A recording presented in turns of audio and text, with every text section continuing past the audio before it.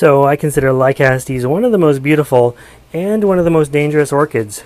If you're ever working with a Lycaste, I don't know if you've noticed on these old leaves, they have the sharpest spike. That thing will pierce your skin. It is so sharp and solid that it is definitely something to watch out for. These things are so dangerous with that spike there. So be careful when working with them.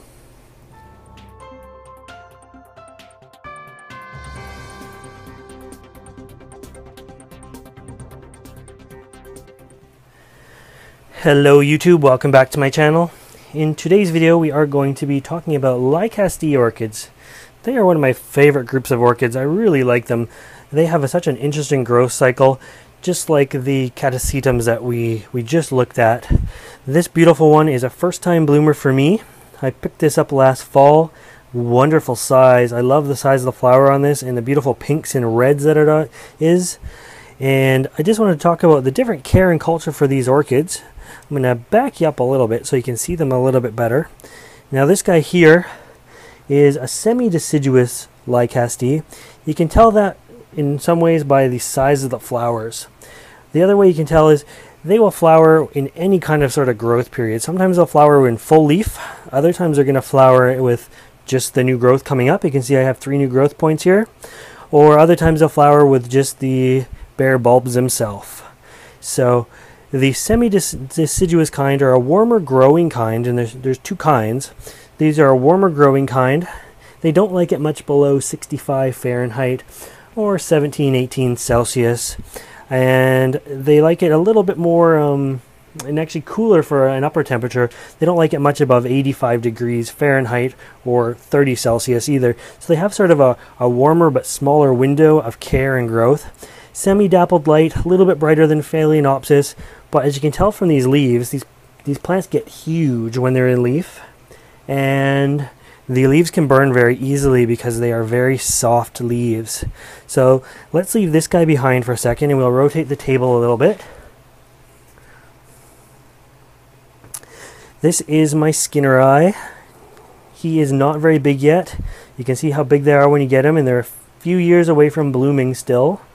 But that is going to be one of my favorite orchids when I can finally get it to bloom. It's going to look something like this, hopefully with even bigger flowers on it and a nice sort of pink color.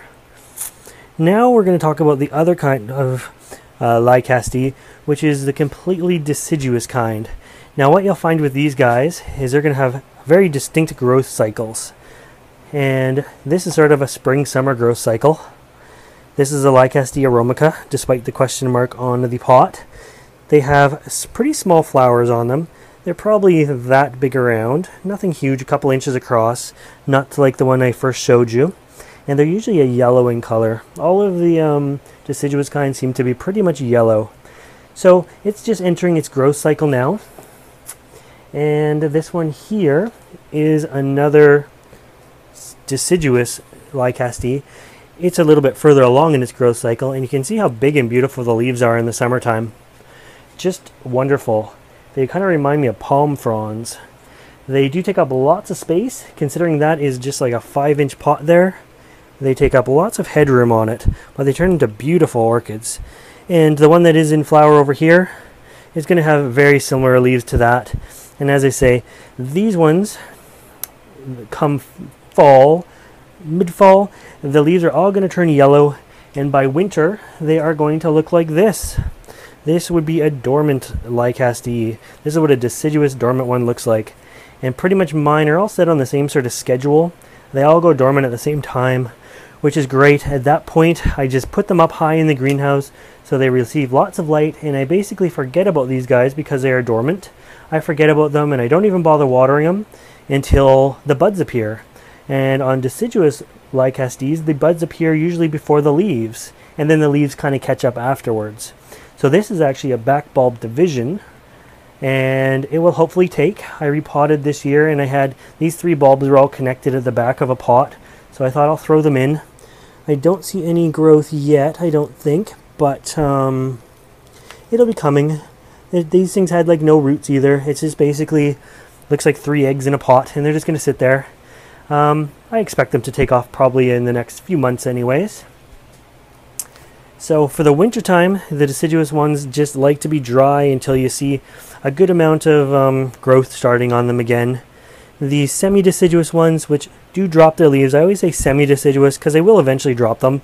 They just do it sort of at their own leisure. They don't like to dry out nearly as much. They like to stay warmer. The other thing with the deciduous ones, these guys can take much greater temperature swings. So in the winter, these deciduous ones, when they're dormant, can go down into the low 50s, 12, 13 Fahrenheit or Celsius. In the summer, they don't mind it hot. They can go up into the 90s. So they have a much bigger temperature swing than the semi-deciduous ones. The only drawback to the deciduous is you're usually going to find they're a bit smaller flower and they're in some form of yellow. It's always yellow. The big showy ones like this are always the semi-deciduous, warmer, moister. And yeah, both are fun to grow. Both are very similar. You do have to kind of keep track of which ones are which just to make sure they have their different care period for the winter time. And if you see your Lycaste starting to drop all its leaves, don't worry about it too much. It's just going through one of its cycles, and it will be back with a flush of new growth in a few months usually. So I'll leave you with another shot of this guy here. I look forward to this one growing out. There are a few other Lycastes throughout the greenhouse. I probably have a couple more different kinds down there, and a whole bunch of the Lycaste aromicas. They just do really well for me, and I have tons of them.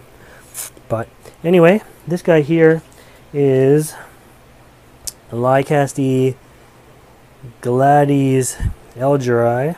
I'm probably saying that wrong, but it's a hybrid anyways.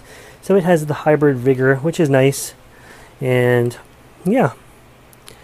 Anyways, I hope you liked this video. And if you want to see more videos like this, make sure you subscribe to my channel.